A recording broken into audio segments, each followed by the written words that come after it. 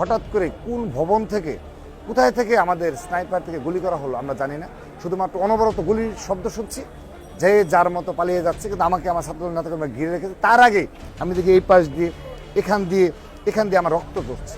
এই যে এটা এখনো রয়েছে, এটাও রয়েছে, এটাও রয়েছে, এটুকু পুরাটা আমি শুধু থেকে ব্লাড ঝরছে, কিন্তু কে কার উপরে দিকে পড়ছে এবং কার শরীরে গুলি লাগছে কেউ কারোটা জানা না।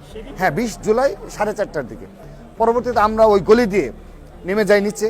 তো এর মধ্যে দেখলাম যে পুলিশ, তারপর ইয়ে গাড়ি গুলি করতে করতে সামনে আগালো, হেলিকপ্টার আসলো, এসে পুরো রাস্তাটা দখল নিয়ে নিল।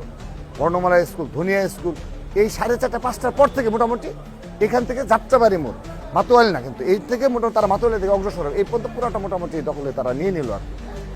তো এর মধ্যে আমি তো গলিতে ঢুকলাম, ঢুকে তো অনবরত রক্ত ঝরছে এবং আমার আরও 3-4 জন সহকর্মী, তাদেরও একজনের পিঠে লাগছে, একজন পড়ে গিয়ে ব্যথা পাইছে, পা ভেঙে গেছে। তো এরকম যারা আহত আমরা সবাই দৌড়ে আরও ভিতরে ঢুকছি। ভিতরে ঢুকে একটা ফার্মেসি ছিল, প্রাথমিক ট্রিটমেন্ট নিয়ে এখন আমরা আবার উঠবো, কিন্তু দেখলাম যে না, আর ওঠার কোনো সুযোগ নেই, তারা সব নিয়ে নিয়েছে, তারা গলিতে তাক করে আছে।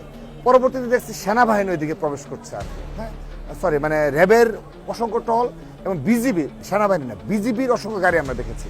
তখন আমরা দেখলাম যে না, আমাদের রাস্তা পার হয়ে ওই পারে যেতে হবে, ড্যামরা সাইডে যেতে হবে।